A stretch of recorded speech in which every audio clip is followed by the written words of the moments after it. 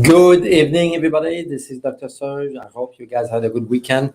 I got a lot of people ask me about this topic. Actually, it's an article that came out a few weeks ago. As we can see, the title is Worms, the new Elixir Life. Review suggests that Helminth infections could curb aging inflammation. Um, it's a new topic. It's really, I would say, strange to me. I've been doing functional medicine for a long time, and parasite is one of the main thing actually that we address with people. And now they're claiming that certain parasites, the Helminth parasite, which includes the fluke, the liver fluke, the hookworm, the tapeworms. So they are worms that we may have in our gut, could be beneficial and can actually prevent or slow down, reverse aging inflammation. Okay. And this article is based on another article. So as we can read in this, it's a review on the literature and how parasitic worms can actually be used potentially as an inflammation therapy. Like I said, it doesn't quite make sense to me. It's a concept that I can't really grasp my mind around. Because parasite, the definition of a parasite is a microorganisms that live out of another organism, right? So if you have parasites in your gut, those worms, microorganisms, live out of your nutrition. So we know that a lot of deficiencies like iron, for example, vitamin B, vitamin A, can be caused by parasite infestations. And parasites, like us, they need nutrition, they need food in order to survive in our gut.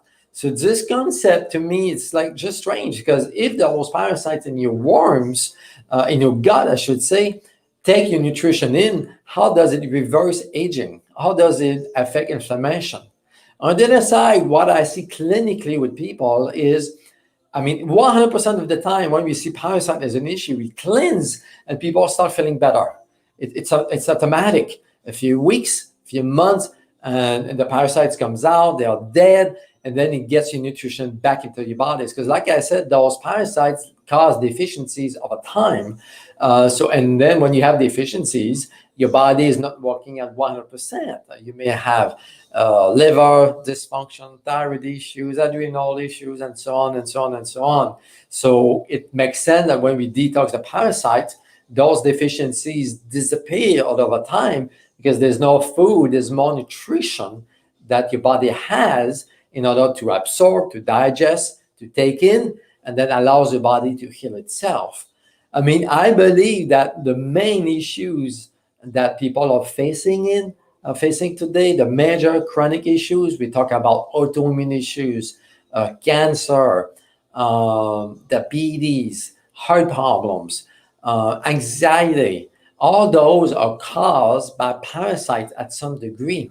And that's why when we detox parasites, people feel better. So there's so many different symptoms related to parasite, like anemia, like insomnia, digestion issues. A lot of people believe that because they don't have GI problems, they don't have gas or bloating or constipation, they don't have parasites.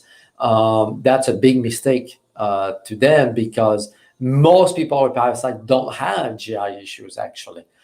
Mental disorders. And if you have flutters in your eyes, if you see things, black things moving, that's parasites in your eyes, and we need to detox that. Hormonal imbalances, headaches, migraines, skin issues like eczema, psoriasis, all those are parasite induced. And so on and so on. So there's many symptoms related to parasites. Most of the time, all kind of symptoms can be connected to parasites. Or worms. I say parasite, but I include worms in that. This is the main thing that I do with all clients. Actually, as a matter of fact, I wrote a book on parasites, how to detox parasite. This is the main thing that I've been doing for more than 12, 13 years. And in that book, I explains how to detox the parasites, what we need to do using some herbs. Wormwood is one of those herbs.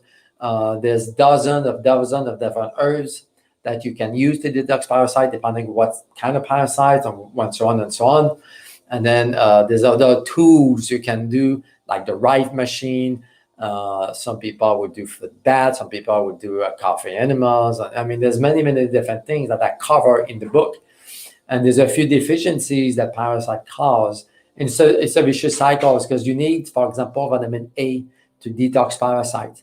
But parasites cause vitamin A deficiency. So you're going to have to supplement your diet with maybe most likely extra vitamin A. Same thing with vitamin B. Vitamin B is needed, is required for the survival of worms in the gut. So it leads to vitamin B deficiencies. But when you're vitamin B deficient, your liver shuts down, your gut is not moving as well, your adrenals are stressed, you may have mental breakdown, emotional issues. So we need to sometimes supplement with vitamin B. So everything is explained in the book, actually.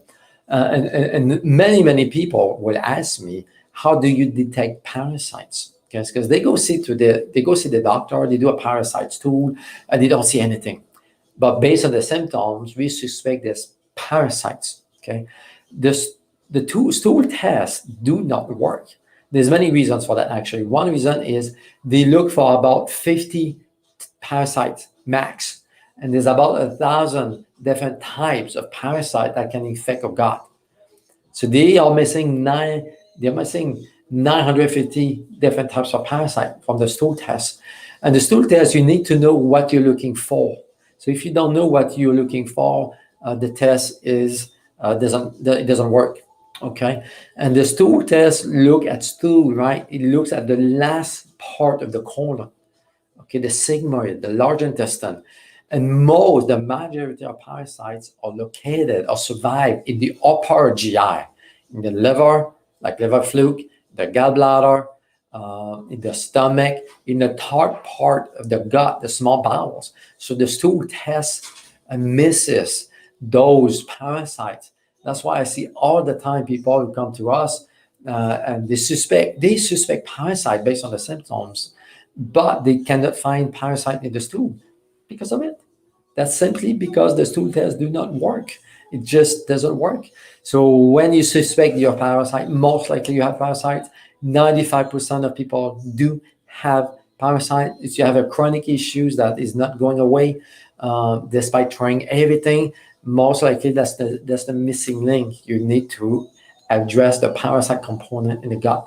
So to go back to the original idea is worms are anti-aging, anti-inflammatory. Maybe the science is too early to tell. One thing we know that the gut is composed to bacteria, viruses, fungi, yeast, and parasites. And about 80% of the microbiome is bacteria. And the other 20% is yeast, parasites, virus. So we need a balance in the gut, okay? It's normal to have some level of parasite. It's normal to have some level of candida, for example, but it has to be checked. It has to be in balance. The problem is when things get out of control, when there's another growth of candida, for example, because of sugar intake, because of medications, because of stress, and so on.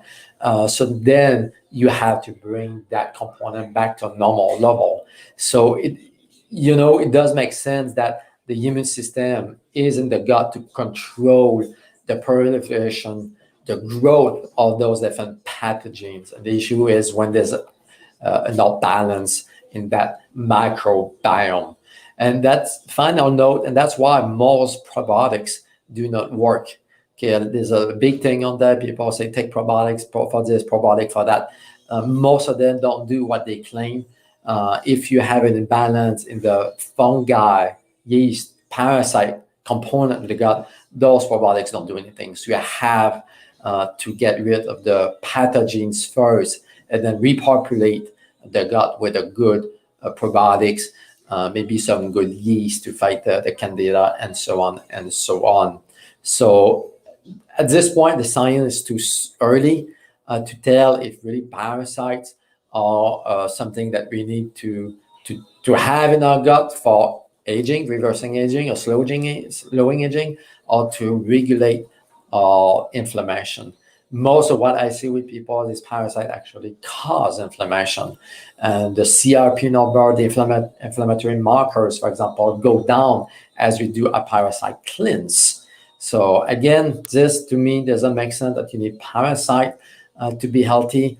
But who knows, science might tell us otherwise in the future. In the meantime, stay well, be well, move, have a good diet, drink your water, regulate your stress. All those help your immune system. So thank you guys for watching. God bless you.